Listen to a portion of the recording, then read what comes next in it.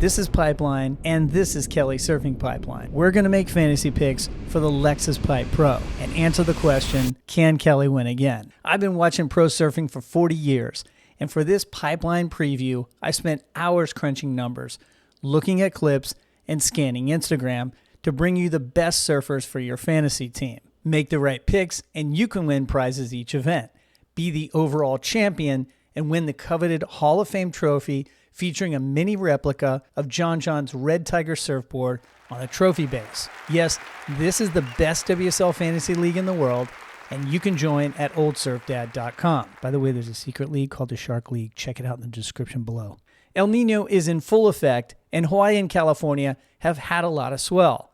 We're more than a week out from the waiting period, and currently the North Shore is pumping with reports of the pros out at Pipeline warming up for the event.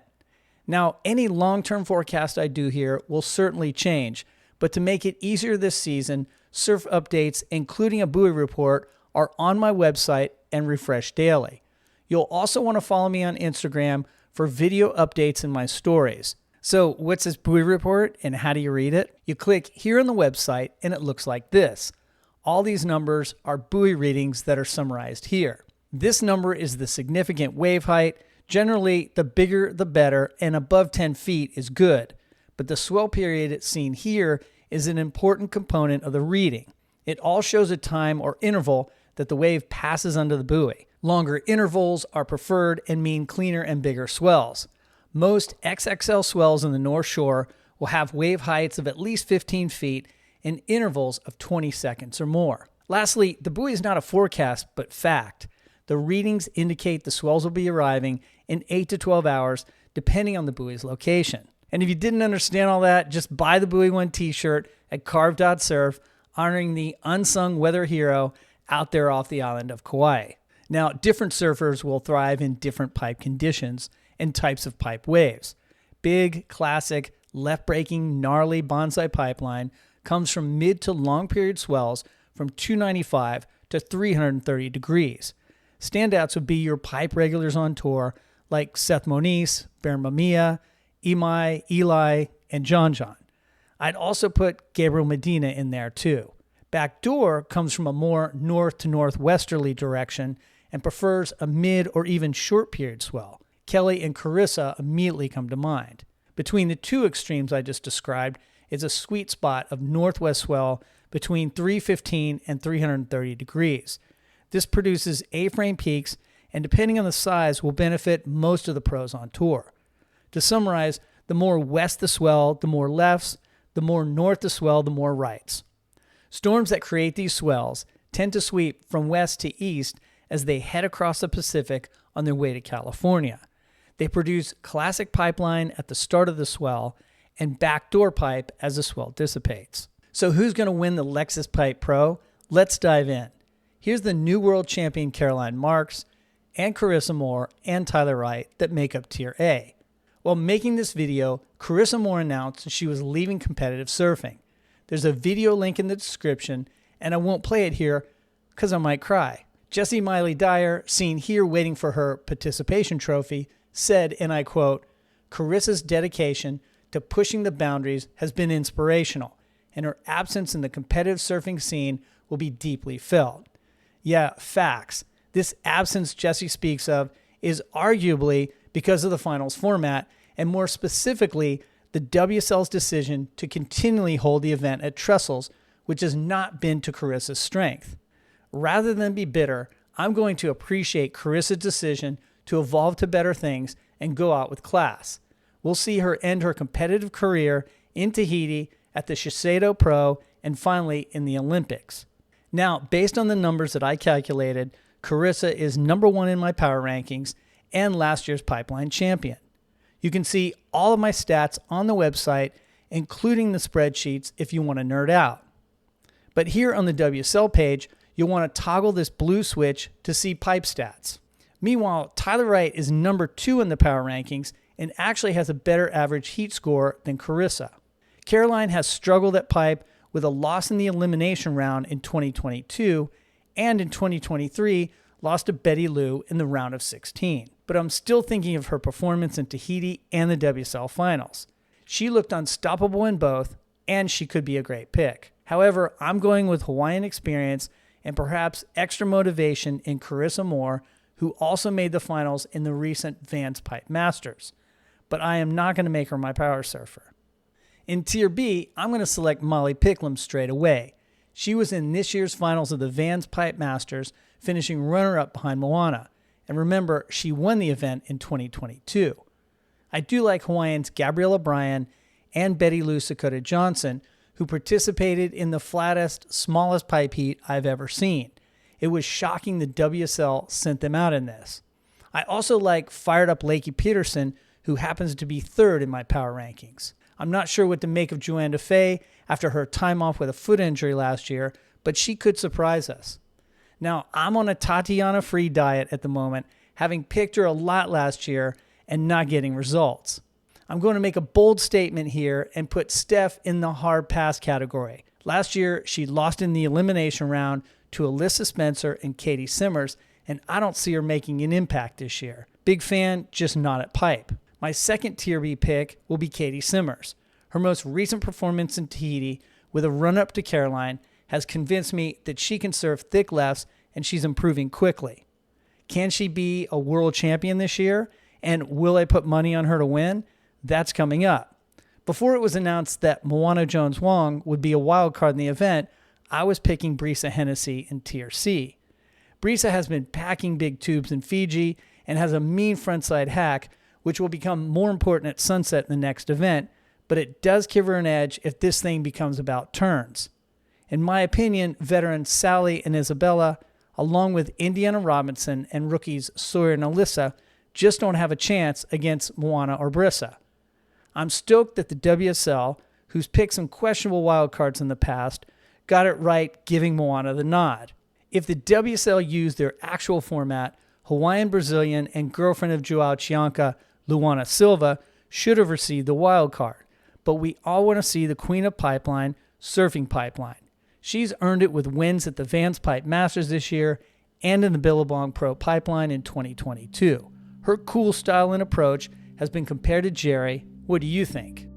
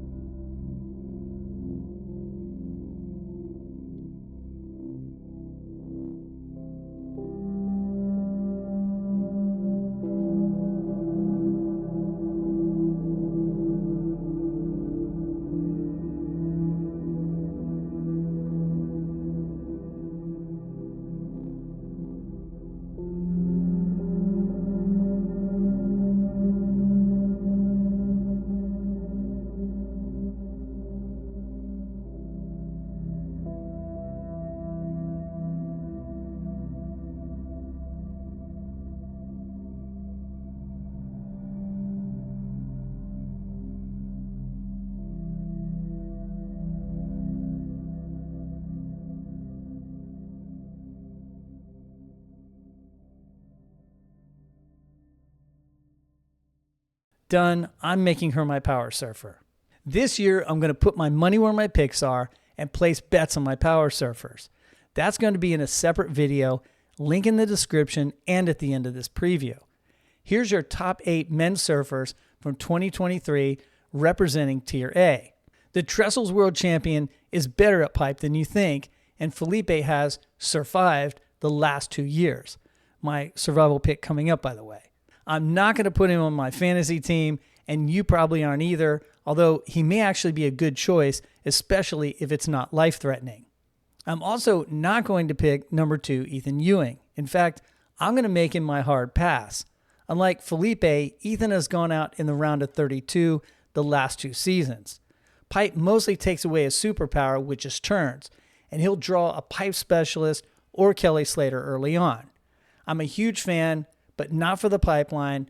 I hope he makes me eat my words.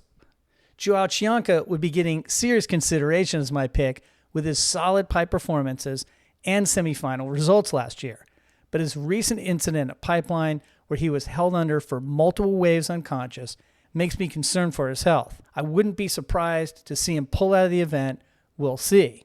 That leaves Griffin, who has not made it past the round of 32 in the last 3 years, and Yago, who has had mixed results. So I guess I'm choosing between Jack, Gabriel Medina, and John John. Tough call, and this may change in reselects, but I'll take the 2023 Vans Pipe Masters champ, John John Florence, and last year's Pipe Pro champion, Jack Robinson, and his barrel riding skills. They were 1 and 2 in my power rankings, respectively. I hate leaving Gabriel Medina there, though. He could easily win this thing. Tier B is overloaded with talent, but I'm going to select who I think are the best all-around fantasy picks and then change it in reselects after we see the first 2 rounds. For those new to the game, the opening round and the elimination round don't count, and you don't receive fantasy points until the round of 32. That gives you the opportunity to see the conditions and who's thriving in them. The only problem is that it's a lot of surfing, and I'm a guy who loves watching the surfing. Not as much as doing the surfing, but I prefer the structure after the cut with less surfers and more stakes. The main takeaway here is don't forget to reselect before the round of 32 starts, and that sometimes happens in the middle of an event with no pause. You'll especially want to get rid of surfers that you picked and were eliminated. So here are my Tier B picks in no particular order, starting with Leonardo Fioravanti, who was runner-up last year and is low-key a solid pipeline pick. I'll also select local bear Mamiya and consistent pipe performer Kaiwi Belly. I'm going to take a chance on Cole Hausman here, who I'll probably trade out for Kanoa or an Aussie Charger because there's heaps of them. Liam, Connor, Ryan, Callum, those guys. What about Idolo? I feel like he's been in the judges' penalty box since his world title. I think he's a very good surfer, like a good surfer, acrobatic surfer, but it doesn't relate with what I like to watch surfing as. Yeah. I don't know. I wouldn't pay the guy a cent. I think Idolo has gotten a raw deal for his surfing, which has evolved into better power hacks rather than constantly going to the air, and it's hard to argue against his barrel riding. What might help Idolo is not a new quiver, but perhaps a new head judge. Or maybe not. Did anyone notice the former WSL head judge, Bertamo Arendt, is no longer in charge, and that current Brazilian judge, Luis Luli Fernando, is taking over? After seeing Bertamo's act on Make or Break, I wonder if his judging style wasn't too overbearing or crossing the line and leading those in the tower with his opinions. Some exchanges seem okay. So I know it goes without saying, watch these 2 guys. You know that when it comes, there's going to be jostling or aggressive hassling for the waves. It's the key points for judging today. It's big, it's scary waves out there. So we want to see the commitment, the grip, difficulty on that takeoff to be able to get super deep in the barrel. While others tend to overstep boundaries. Obviously, everyone's in an excellent zone, but we do need to think, is there a moment on this wave that's incredible? To be up into the 9 range, I think those are the things that you need to really break down. Really fast landing sections, solid. Going to be in that mid-7, high-7 range. Shouldn't the judges make up their own mind? Shouldn't the head judge only enter the conversation in unusual circumstances or be the spokesperson representing the judges in controversy? And how will Luli handle the judges' tower? How will judges now score between different styles of surfing, like that heat at Jeffreys Bay between Connor O'Leary and John John? Will they be looking for artistry on a complete wave or too big off the tops? Also, has anyone else noticed the trend of overscoring in the last wave of the heat? I'm interested to see where Luli takes us. Tell me what you think in the comments below. Now, some see this move as a way to placate Brazilian fans who see the system as rigged. But looking back at some of the most controversial scores over the past 2 seasons, you can see that Brazilian judges were often harsher on their own countrymen. Think Idolo versus Connor Coffin in the alleged incomplete wave, which led to Idolo checking his board strength. Is it complete? That is the question. We'll leave that with the judges. We'll watch it a couple of times and it's decision time. To me, that's complete. I'm with you. He's in control, but we know how critical the panel's been on riding away clean. Show me what you think. So That wave of Italo Ferreira, judges a 177. Incomplete. Like I said, it may not help Elo to have new judging, but I just found out that North Shore pipe charger and longtime Billabong coach Reynos Hayes is now in Elo's corner. Reynos is a perfect match, and I could see this helping Elo tremendously. I'm not picking him here, but I am keeping my eye on him for reselects. In Tier C, at the very bottom of the page, we find Kelly and his season wild card. And there's no way Kelly is going to win. Won 11 world titles. 54 CT wins? He's just too old and had hip surgery in September. Look, I think Kelly, like Carissa, has bigger things going on in life now. He's doing a lot of interviews lately, almost like a retirement tour, and he seems strangely satisfied with the 2022 pipe victory, as he should. But usually, competitive Kelly has one more card up his sleeve, one more contest to win, and maybe that's the Olympics if he can get in. And he should. The only clip I've seen of him surfing since his hip surgery is at Abu Dhabi, which was early recovery, but I've seen nothing else. Can he win again at Pipeline? You're damn right he can. But I think it's going to take a perfect set of conditions. It would need to be a big, proper pipe swell, as we discussed earlier, where there were dangerous bonsai lefts at the start and the finals in perfect backdoor. I'd love to see it. But I'm not putting Kelly on my fantasy team, and I really want to. Instead, I'll take Crosby Colapinto and Eli Hanneman. I'm curious to see how wild card and North Shore local Shion Crawford will do in the big leagues. The other wild card, Jackson Bunch, was runner-up in the World Junior Championships, and his pipe surfing is world class. They may get subbed in depending on how they perform, but I'll have Sammy Pupo waiting as well. It seems like Imai Kalani DeVault would be a great pick, but he's had lousy WSL results at pipe, which is really surprising, but I expect him to shine eventually. I don't see anyone else having a chance except maybe Jake Marshall, who is way better than you think. And I'm sorry to the Barrel Podcast and all of West Oz, but Jacob Wilcox ain't going to do it no matter how many times you go to the TAB and wager on him. That's mostly due to lack of experience, by the way. He does have the skill set. For now, don't get greedy. Just be happy y'all got Jack Robinson. So there's my picks, and you can check out my reselects at oldsurfdad.com on the My Picks page. Want to see what artificial intelligence thinks? You can see the Chat GPT team. Want better advice? Go to my Discord and chat with other fantasy enthusiasts. It's a great community, and you all are welcome to join. Link is below. Now that our fantasy picks are complete, let's talk about SURFIVAL. If you've never heard of it, there's a link in the description to the website, and I did an interview with Commissioner Tyler Lobdell.